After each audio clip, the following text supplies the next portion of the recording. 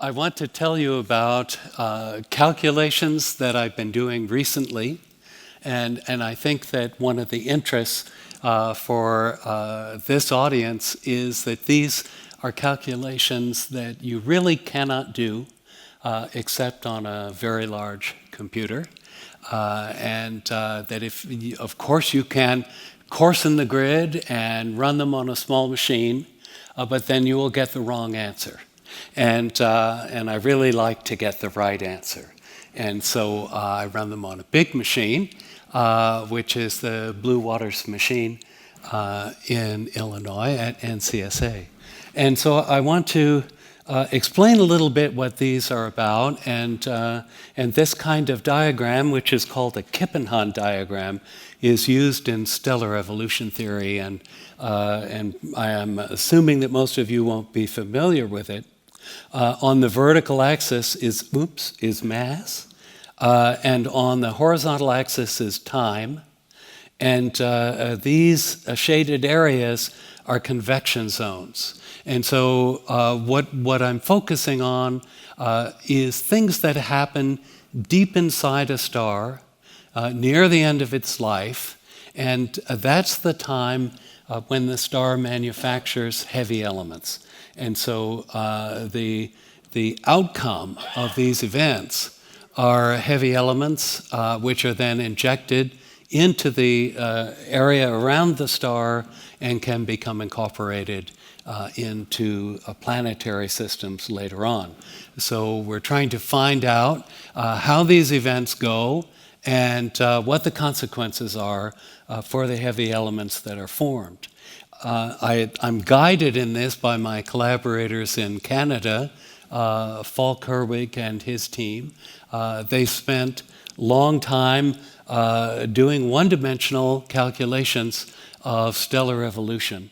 And they have discovered, although they are not the first to discover, but they have discovered a variety of brief episodes where they can advance the calculation in 1D, but they do not have confidence in the result. And so we're trying to figure out what really happens. So here it is diagrammatically. This is called a helium shell flash. It happens for a low or intermediate mass star toward the end of its life, and it's a repeated event, happens again and again every few thousand years. When the helium begins to burn, it sets up a convection zone, and that's because it's introducing a lot of heat. In this particular case, 42 million solar luminosities, so that's a lot of heat that's being injected suddenly, and the material above it rises. You don't see that in this diagram because this is a mass variable, but convection is set up above the place where it's burning. And what we focus on are the particular conditions when this convection zone can reach up into this area of the star that has unprocessed hydrogen fuel. And the idea is that if some of that hydrogen can be incorporated into the convection zone and brought down to a region of much higher temperature, then it burns almost explosively. Of course, the star doesn't blow up. Other people do, stars that blow up. This star does not blow up, but there is a huge release of energy from bringing hydrogen to a position where the burning conditions are so good. And so this is a diagram that gives you a more familiar vertical variable, the radius. And so it's showing you here the helium is burning for a while, for a couple of years, and then at the height of the helium luminosity, the material is lifted up and a little bit is incorporated. And just when this begins to eat into the hydrogen above is when we want to tune in and see what happens. So this is a Kippenhahn diagram for the star I'm going to show you. It's a more difficult case than the one I showed you before. We did that a year earlier, and I want to show you latest results. This one is harder. And you can see that this is a convection zone above the helium burning shell. And there is something that happens very suddenly here that you can see with this blue line, which is above the blue line there is hydrogen, below there is none. And very suddenly something happens, and in 1D one can sort of guess what it is, but one can't really know. And so what we do is we tune in to the star here at this vertical crosscut, and that is the point where you can see this little shaded area which shows nuclear energy release is beginning. And that's because in the 1D model, there is a bit of ingestion of hydrogen. It's beginning to burn. We start then. This is just to show you kind of in the other representation that we start here. This is the concentration of hydrogen. And you can see it falls off over a range of a couple of these units of distance, which are megameters.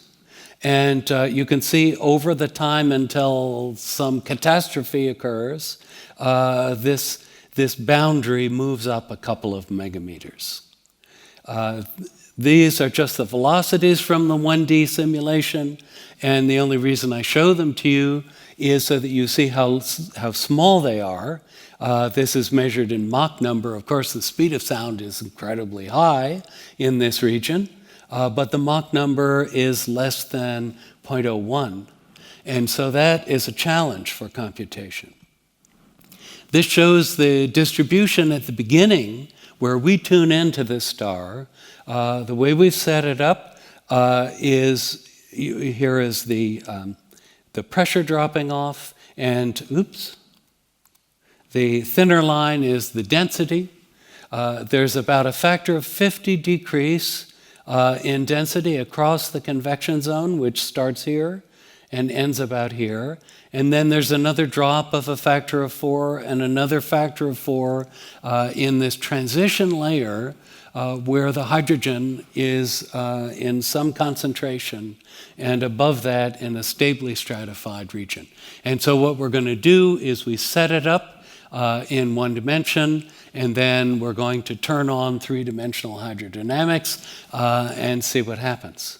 Now, before I show you that, I want to establish that we have found scaling relationships by doing lower resolution simulations of this kind of problem. And what we find is that if we increase the luminosity, that's how much energy is being generated by that helium burning, that the entrainment of material above, which is going to generate all the dynamics, that entrainment goes up linearly. So I hope you're convinced this is a nice power law, and the power is 1, okay? And the key to this is that in the one-dimensional simulation of the star, it took about 2 months to go from when the burning began until the catastrophe. And if we had to simulate this star on the computer for 2 months, we would go bankrupt. The NSF wouldn't go bankrupt, but everyone else on the computer would come and attack me, right? And so we cannot do that.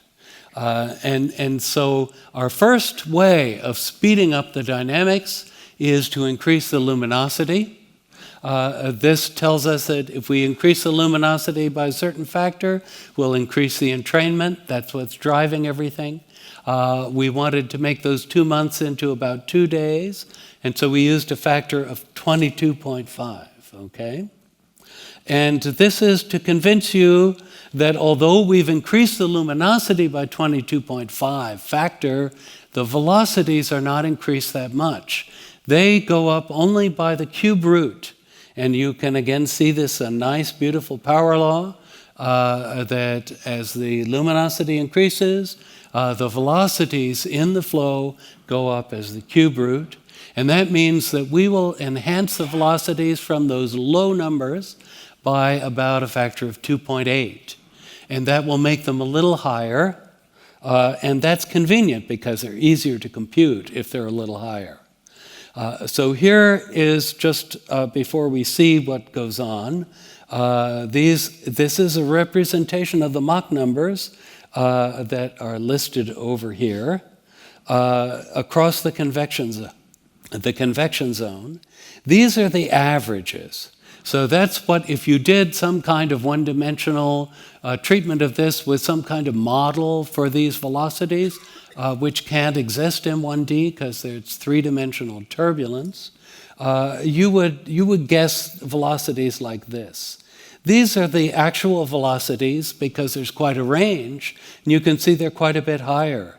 It goes up to a Mach number of about a 20th, and I sort of went to the web last night to see, well, what is Mach number 0.05 in the air, and it is 38 miles per hour.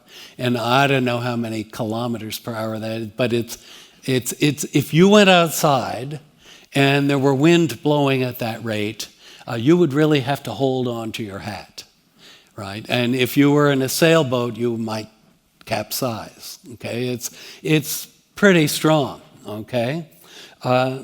And it gets stronger as things go on. Here it's up to about 100 miles an hour a little later in the evolution, and that is happening because the hydrogen is being pulled down, it's being burnt, and when it burns, counterintuitively, at least for me starting these problems, burning hydrogen releases, even in a very low concentration that is pulled down, it releases about 10 times as much energy as the burning of helium down at the bottom of the convection zone. So it's a very strong positive feedback loop, and you can see we're up here to a sort of a world-class hurricane, and now we're up to Mach 0.25, which is about the strongest wind in any tornado ever recorded on Earth. But of course, this is inside this star and so on. But what it means is for the computational technique, we use an explicit numerical scheme. And we really have to, because if we use some assumption that this is somehow incompressible or anelastic, we will simply get the wrong answer. And we don't like wrong answers. This is a while later. Things seem to have calmed down. You'll see why in a moment. But toward the end of this calculation, you can see we're going up to Mach 1, over Mach 1, Mach 3, and then we stopped. And we stopped because when it gets up to Mach 3, you will see there's sort of a violent eruption, and then our boundary conditions are sort of making things go haywire, and so we stop. And it's just as well that we stopped because it was the end of our computer grant year, and we'd used it up. So, but it wasn't really money that made us stop. I mean, it was that if we could have gone on, but, we really need to change the way we do these problems, and I'll talk about that later. So this is a glimpse, a slice through the star, and I think on a still frame, I'll show you a movie in a bit, but I think to be able to interpret the movie, you really should look a little bit at a still frame. We are looking at the vorticity, and so the vorticity is wherever there's shear in the flow, and because of the name, of course, it's where there's a vortex. If you had a vortex, that would look like a tube, and in cross-section, it would look like sort of a string, and you see lots of them. They're all intertwined like spaghetti, right? And then, so those are all little vortices. But an important thing to know about the vorticity is that to first order, it just moves with the large-scale flow field. And so we will see a movie of the vorticity in a little bit, and it is a way of visualizing what the velocity field is in the flow. And we were discussing before the talk started about why isn't this screen stereo? You know, why haven't you got your stereo glasses? I mean, if this were a movie theater, and it looks like a movie theater, I mean, you would have stereo glasses. And if you had them, then I could show you the stereo view of the vorticity, which is much better.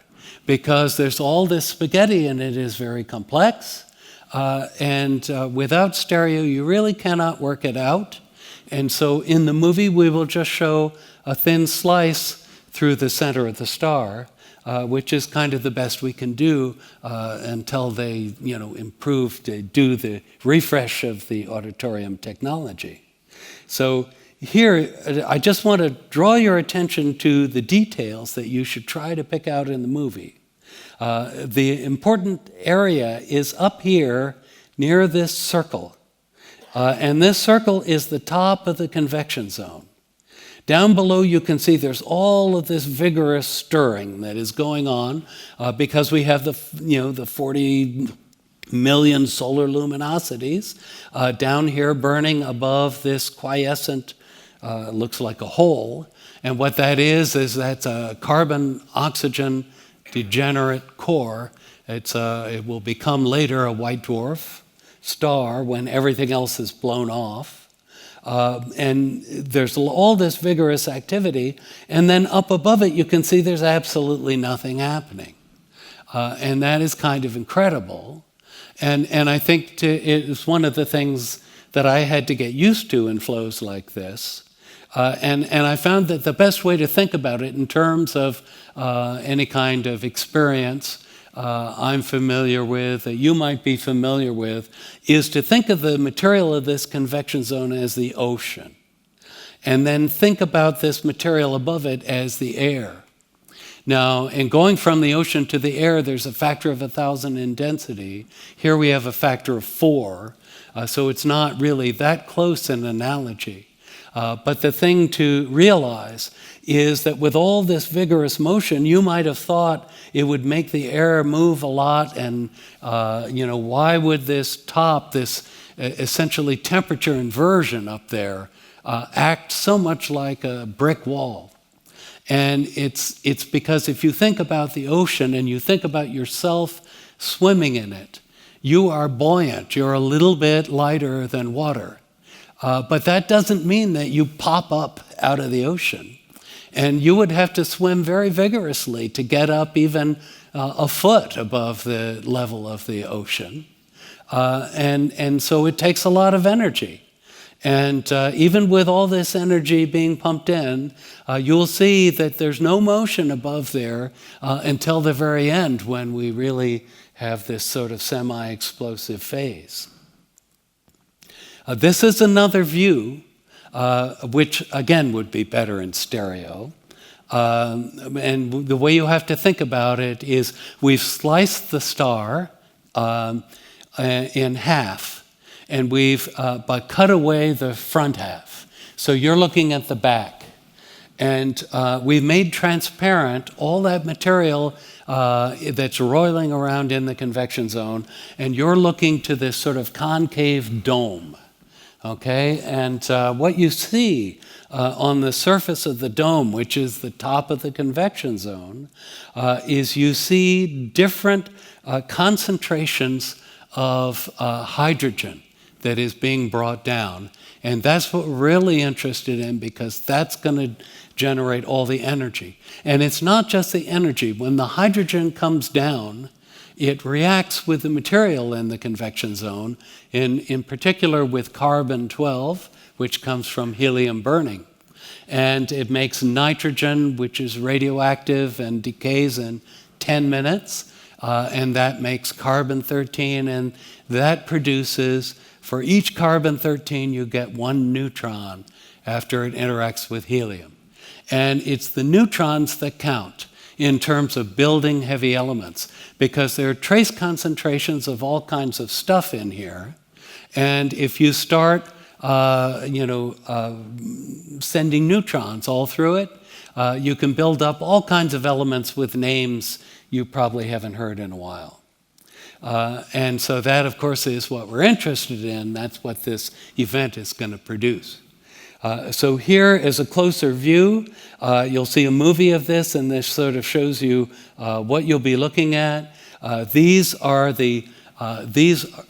The first thing to notice are these areas that look a little bit like bald spots.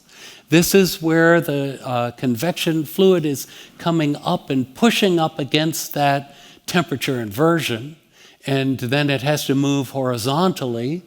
And where you have two of those places abutting right here, they can't move horizontally into each other, so they come back down, and that's where they pull the hydrogen in.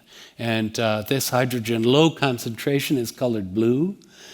Here, this red stuff is where the energy is being released from the hydrogen burning. Okay. Just to zoom in a little bit of how the entrainment happens, how you pull this stuff down. First of all, you should realize that this is not a liquid and a gas. It's not like water and air. But pulling the hydrogen in, you know it must happen because it's got to be easier than water and air. And there are fish in the ocean. And they couldn't possibly be there if there were not some air pulled in. So you know it has to happen. And so everybody knows this entrainment does happen. What people don't know is how much and how fast. And the only way to find out is to do a calculation like this. Here we're zooming in, looking at the vorticity, and you can see this beautiful chain of little eddies. And that's how it gets mixed in as it is pulled down. And here, looking at the same area and looking at the hydrogen concentration, you can see the eddies again, but the concentrations are very low, and that's because this stuff doesn't want to go down. It's more buoyant by a considerable factor, about a factor of 2. And so it doesn't want to go down, but at low concentrations, it doesn't add enough buoyancy to really prevent that. Okay, so I want to, before showing you the movie, to explain how hard this was, okay? One of the reasons it's hard is that we really care about tiny concentrations of hydrogen. And if you think about it and you do numerical work, you would know that the amount that you pull in could conceivably depend a lot upon your numerical method. And one would hope that in some limit of grid resolution, it doesn't depend upon your numerical method, but it is just what goes in, okay? And what will depend on your numerical method is where that limit is, okay? And of course, we have a fabulous numerical method, and so we can pull it down correctly, I believe, with fewer mesh points than, well, the next guy, right? And so the other thing is that even if we get it wrong, and we don't, but even if we got it wrong, it wouldn't matter that much because what we're really getting after is this event that will come as a result. And so there is a slow, long buildup of ingested hydrogen. You'll see it accumulate in a layer just below the top of the convection zone. And if it takes a little too long to accumulate, that won't matter as long as the helium shell flash is still going and it lasts for a couple of years. Okay, so we're going to bring it all down in a time that we can afford to compute, which is about 2 days. And this is to say, well, you know, I keep telling you I think I'm getting this right. And you might ask, well, how do I know? And one thing is that I'll show you some evidence that as we refine the grid, the answer converges. But of course it could converge to the wrong thing if there's a bug in the code. And of course there's a bug in, and there has to be, there's a bug in every code. But the bugs that we have are the ones that don't matter. Because if they mattered, we would find them. Okay, and so the real way, of course, to test this is somebody else does it, right, and they get the same answer, but you know they will have done it second, and they will publish their paper and say that we got the right answer, and you know people will say, oh, that's nice, you know, but we did it first. Okay, that's how this works. Okay, this is, I think, part of the reason why I'm talking to you at this conference is that the way to make this work is that we have to be able to get the calculation done fast. And to get it done fast, we have to do two things. We have to make the code run fast, and I'll tell you how we do that later. And we also have to make the code scale over a big machine. And again, I'll tell you how we do that later, but these are just some vital statistics that basically we are giving each node on the machine just 64 cubed cells, and I thought that was a record for small numbers of cells, but there was a speaker who said, gee, he can do 100 cells. I'm nowhere near that. But 64 cubed is really not very many cells to give a whole node to do. To save all the information that we need to restart for those 64 cubed cells is 40 megabytes. But there are 64 gigabytes of memory on the node. So we're down by a factor of 1,000 for what was provided there. So we think we're doing pretty well. You know, and oh, wait a second, I have to tell you this. This last bit is that we are trying to speed up the way this star works. And I hope I've convinced you we have a pretty good way of doing that. But Beth Wingate talked about speeding up climate models. And this is a little bit analogous because we're not doing stellar climate, we're doing stellar weather. And it's a little different because we can spread this whole calculation over most of the machine to make it fast. But we would also like to go faster. And so our technique that we are starting, but we have not fully implemented, we call 1D 3D, and it is similar to what she talked about. We extract from the bit that we can compute, the 2 days or 2 hours, we extract what she referred to as the slow modes. And this is showing you that we can actually do that. The slow modes for us is an equivalent one-dimensional model that you could run in a standard stellar evolution code. And to do that, you would have to model all of these very fast motions, which just keep doing the same thing sort of over and over again, but have a very slow secular effect. And you would get the slow secular effect by modeling the ingestion from above the convection zone as a diffusion process. And so we took our results, and this is just showing you that we can produce a diffusion operator. This is a diffusion coefficient, which is this black line. And that was for a low resolution run. And here's for a double resolution run, plotted the same way, the diffusion line. And hey, they agree. So if we didn't have a bug that matters, they must be right?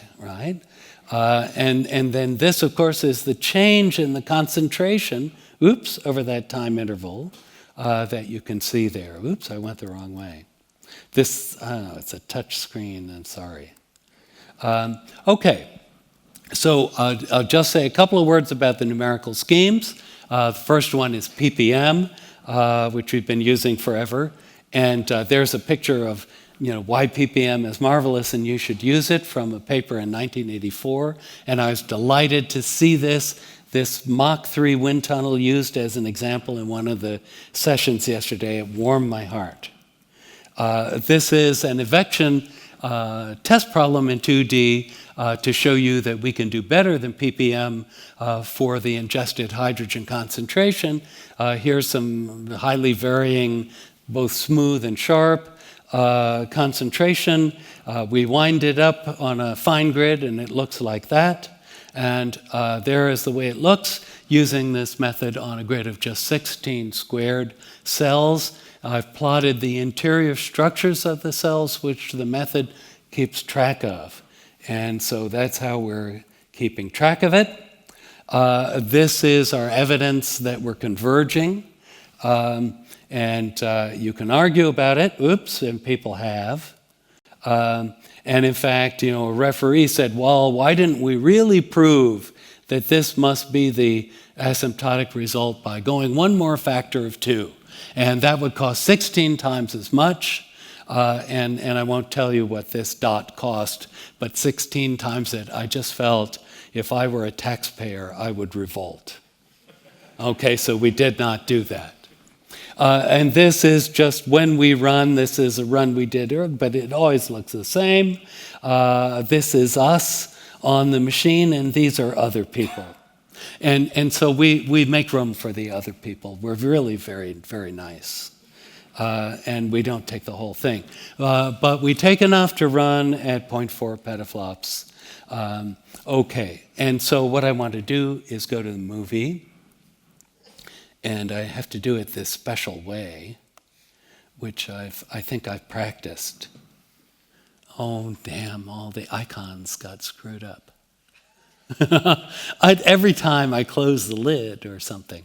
Okay, so here's the movie, and you see vorticity on the right, and you see that image of the ingested hydrogen on the left, and you can see the burning of the fluid. And at the beginning, we ran this without the burning on, and so that flame is phony. It's not really burning. It's where it would have burned if we had had the burning on. And the point of that is we wanted to, while this thing all adjusts to being three-dimensional instead of one-dimensional, we wanted to see what it would do without the positive feedback. And now it starts burning, and you can see that the whole structure changes. Because without the positive feedback, you get one plume descending, one giant plume of stuff. But as soon as you turn the burning on, that so much energy is released that that downward plume is reversed. And so what you get is this stochastic movement of the burning locations. They're always highly localized, and they're dancing around, but they're putting in a lot of energy. Over in the vorticity, you can see them, the little bursts that look like little explosions. They're not, but they look that way. And they drive those little wedges that make those trains of eddies that really pull the material down. And now something special is happening.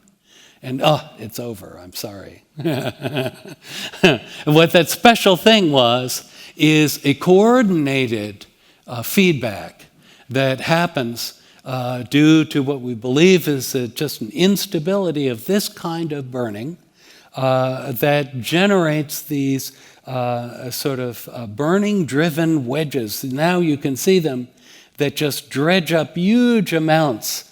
Now we dredged up so much that we pulled in the whole atmosphere, and at the end, the whole atmosphere burnt up. So I'll let this movie play one more time because you really can't take it in the first time, even though I tried to prepare you for it.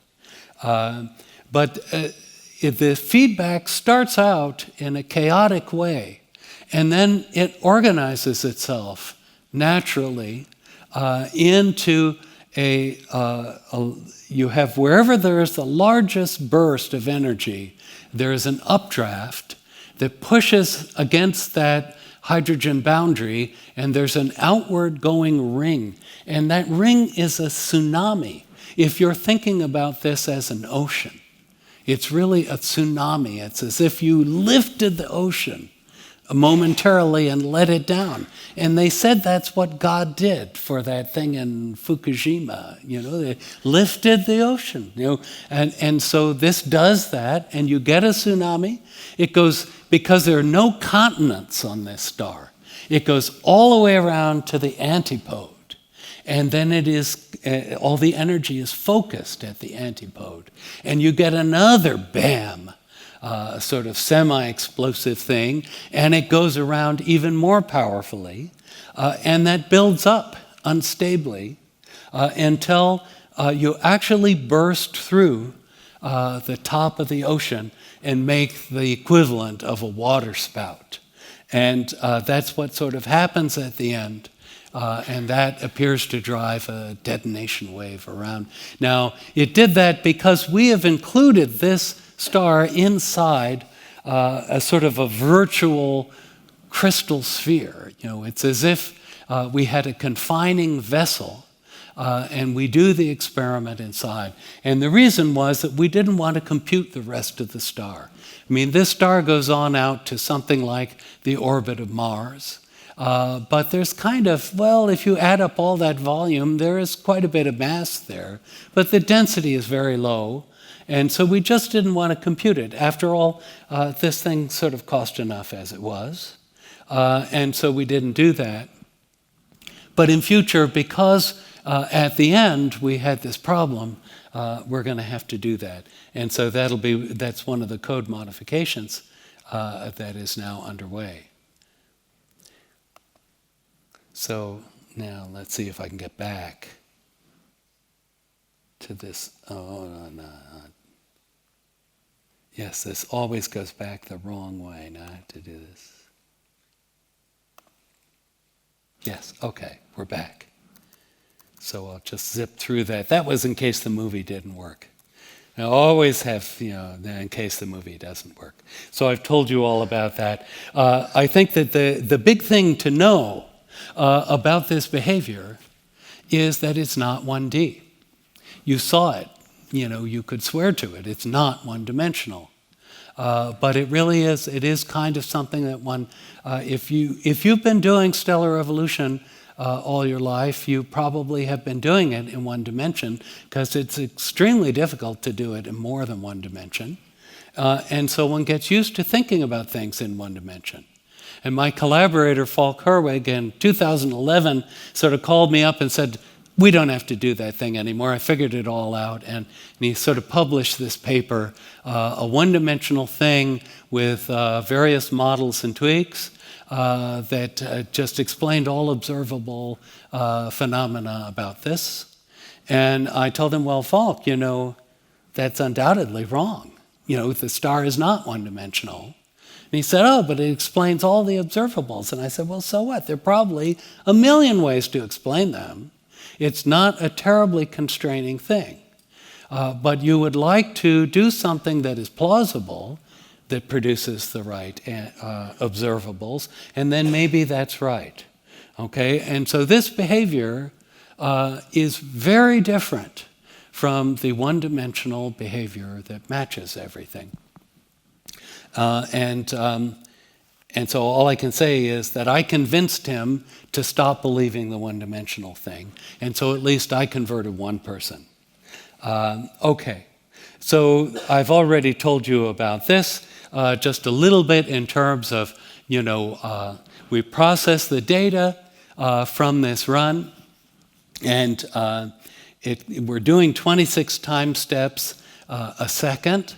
And that really means that if you're paying all the money for half of that machine and it's running at 26 time steps a second, well, while it's running, you better not go to bed. You better really keep watching it and find out if it's still valuable to keep that run going.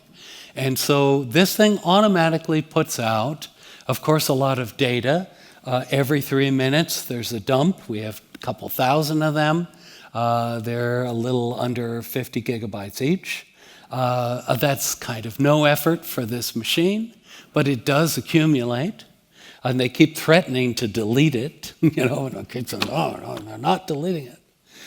But it also puts out images. These things I've shown you were animated from the images that came out automatically, right? And we figured out how we wanted to look at it. And we do have some information here that we put out. We could look at it some other way, but we haven't done that yet because we had a great way of looking at it, we thought. And that comes out automatically. And you really need that in order to see what the hell is happening with this thing. It's going very fast. It's costing a lot of your computer allocation. And you really have to be on it. Okay, so we've been doing these every summer. And so we have people positioned in America, and I'm sort of positioned here, and we cover these time zones, and so we can watch it. Okay. So what I'd like to tell you about is kind of how we did this, because I think that's really relevant to this interdisciplinary audience. We used a uniform grid. I'll just say that straight up, that people would say, well, gee, that's cheating. Everything is so much easier in a uniform grid. And we used a uniform grid for precisely that reason, because we wanted everything to be easy. However, we're sort of knocking off these problems one after the other. And so we think about, well, what are they going to do? When they buy a new machine, they've got to buy a new machine. I mean, everyone has to have a new machine. And so when they do that, what are we going to do? And we should either do a lot of these problems, like maybe have 10 of them going at once, or maybe we should do a bigger problem. And that's always a choice. That's a career choice. And I've always been on the bigger problem side of that, just as a philosophy. And I recommend it. I mean, it's worked for me, is all I can say. But this is a bigger problem. It may not look like that, but let me explain why it's a bigger problem. Everything that we were looking at is sort of over here for this star. This is a 25 solar mass star, and it has lots of burning shells that are all supposedly burning at the same time. Well, they're all doing that in 1D, but the star is not 1D, and we don't really know what it does if you let it be three-dimensional. But all that stuff you saw is kind of going on here. This is the oxygen burning shell. Oops. And up here, these flat spots in the entropy are convection zones in the one-dimensional model. And so what's burning here is carbon, and this is its convection zone, which is unfortunately much bigger than the oxygen convection zone. And that's because it's further up in gravity and the density is low. It can lift the stuff higher, and that creates kind of a larger scale, which is inconvenient. And I did, sort of write out in an email to my collaborators in Canada who run these 1D models, and I said, could they please come up with a star that had two convection zones that we would compute the merger of them, but could they not make the upper one so big? And this is the smallest one they could come up with. And there's some parameters one can tweak. But after all, I mean, there's a fundamental reason why this higher one is larger. By being larger, it has a lower sound speed, it has all longer time scales, and damn, if we want to calculate both of these together, we're going to have to calculate this guy many times over, while this guy does more or less what you saw. And what we really want to focus on, which would be entirely new, is what happens when this convection zone eats its way through to the one above it.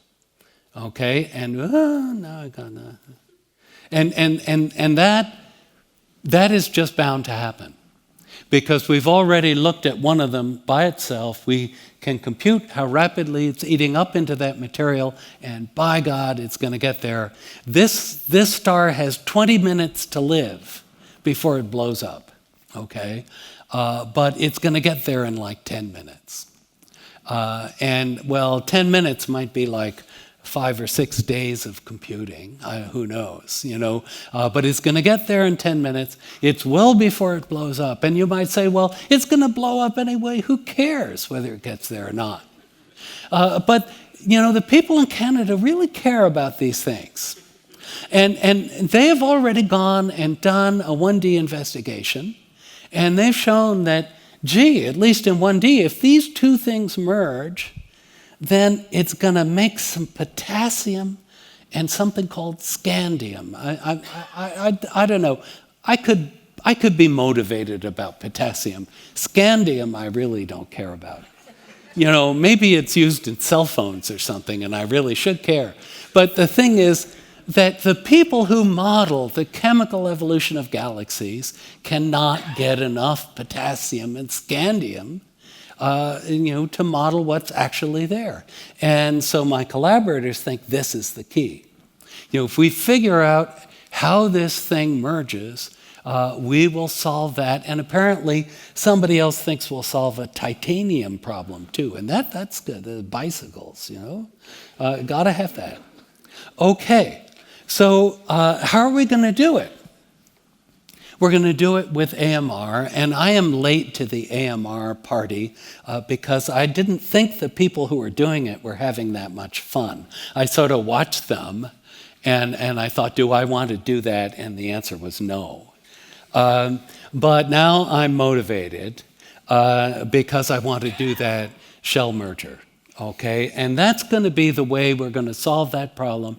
It's going to be the way we're going to move that confining sphere out, so that if the star wants to squirt something out one side, we'll see, because stars do that. And we see the squirts come out, okay? And this is just to show you roughly what we would do. If we did this problem, what would it take? We'd have a 3-level grid, because that, I think, is all we need for that problem. And then these are the volumes. 21 megameters cubed that we'd have on the 3 grids, except that updating a cell on this grid costs 16 times as much as updating one of these, which costs 16 times that. So it turns out the bulk of the work is on the fine grid, and then a lot more is on this, and not much on this last, billion megameters, or however many that is, and million megameters. And well, yeah, a lot of megameters, okay? And so how would we do it? We would break it up into subvolumes, and we'd update them all. And it turns out that, well, if we did it, we would naturally have 2 million chunks. And that's good. We want a lot of chunks because people keep giving us many more nodes than make any sense to have. And the thing is, we have to fill them, right? And so we've got to have a lot of chunks. And the problem is that these chunks, it's as if they weigh different amounts. The ones on the fine grid are 256 times heavier than the ones on the light grid. And so by having 2 million of these, we will have 45,000 of the heavy ones.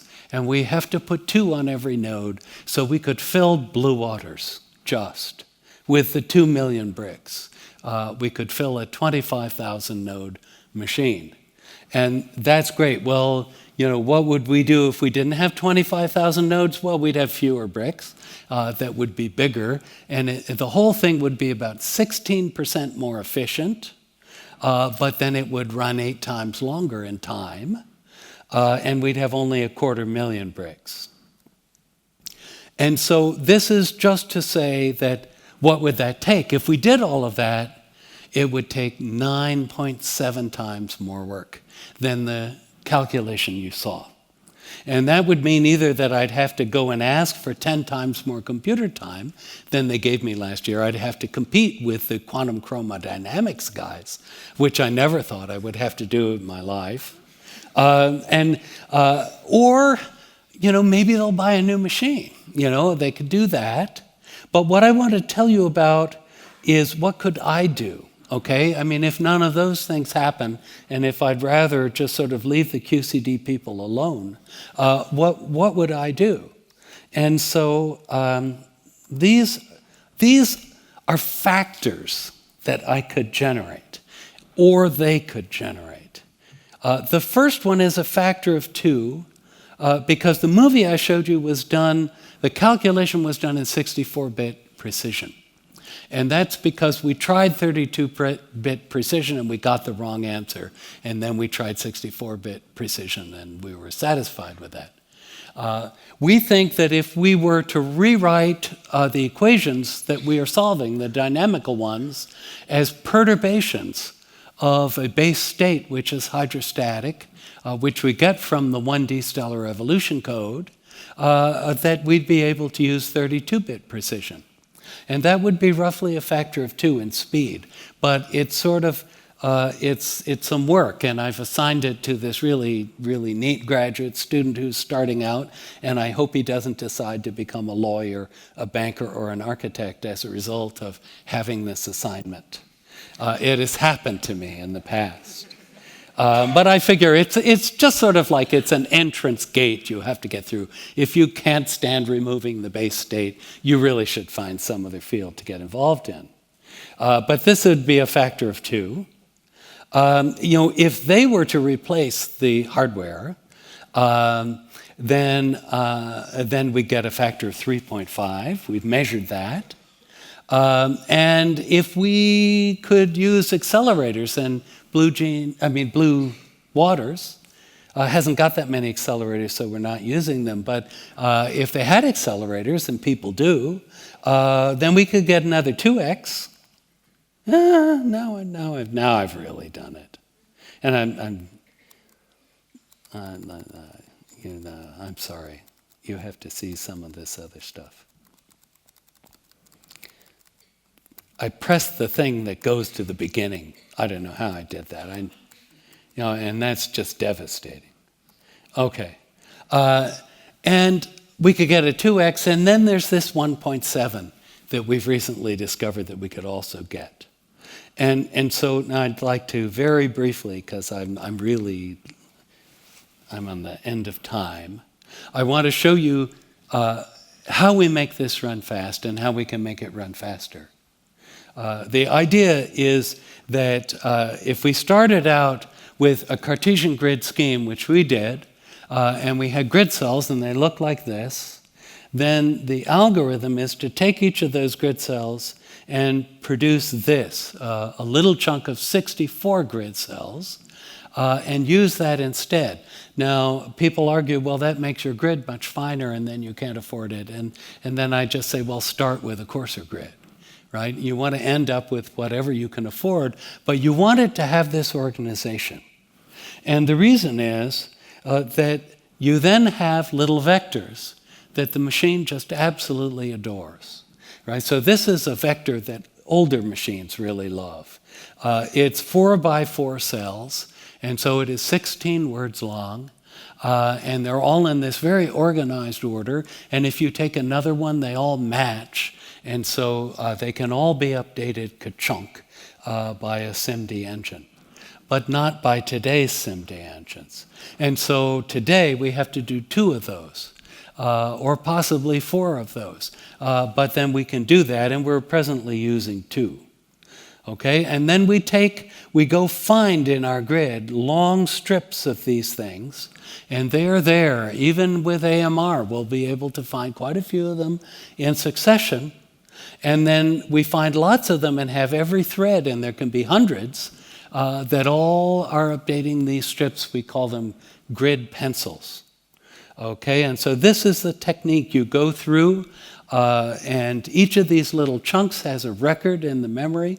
You can read it all at once, and the machine just loves to read these records. They're exactly 1 page. It's just, the most beautiful records you could possibly have. You pull them onto the chip, and then you unpack them and update them in just a tiny little chunk that you keep active, and that you keep refilling and rewriting. And the idea is if it's a cache, because you keep refilling it, it is never written ever out. So there is no unnecessary bandwidth off the chip. If it's a GPU, you don't even have to think about it. It's never written off. Okay?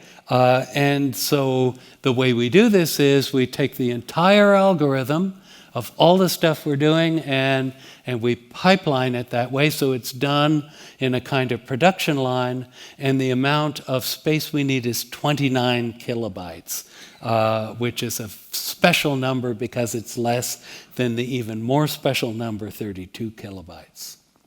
And then the speed up that we get is about 6 point something, but only from a starting point that we never had, because that starting point is quite slow and we would never have written that code.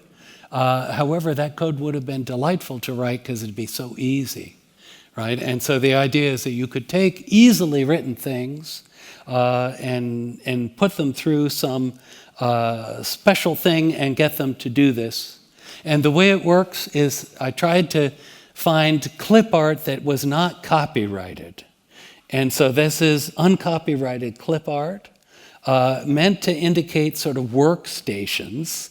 I did the Google search of workstations. There they are. And the idea is that you have a production line. And you pull this stuff up in this beautifully packaged memory record, and you unpack it. All these little arrows are the things you pull out, the vectors, right? And then each stage, you do some stuff. And this tells you what the stuff is. But you don't really need to know, except that it's in a special order, because you have to do the stuff at this station twice before you can do this once. And then you have to do this twice before you can do this once. And you must do this twice before you do the final one once. And eventually you're done. You have a beautiful, all packed up record, which you can write off to the main memory. So this is a pipelined structure. And when I've heard at this meeting about people who have written little domain-specific languages to do stencils, this is like a macro stencil or a meta stencil, and we have a little language that puts it all together and pipelines it. And that's why it runs well. And my last statement, because I've really got to end, my last statement is that we've discovered this spring that, we thought that was the most fabulous thing we could do. We thought we had just really bent over backwards for the vendors. They gave us this crazy device. We went and changed everything, right? What more could they ask? And then we discovered that, if we could just make each of these guys do 2, it would run twice as fast. And it would do that on the CPU, it would do that on the GPU, it would do that on everything. And to duplicate that is to go through and take 4,000 lines of Fortran with no comments, and make 8,000 lines of Fortran with no comments according to some mechanical rule. And I have a Ph.D. student who is now at the Lawrence Livermore laboratory, where they're going to buy a whole bunch of GPUs. And so his management is going to allow him to do that for me and for everybody else, and because I don't want to do it ever. But it will then run twice as fast. So I think we have multiple ways to get the factor of 10. And I'm really looking forward to the new machines that they provide for me in America. And I understand later today we'll hear about the new machines they'll provide for you here in Switzerland. And so I'll end with that. So.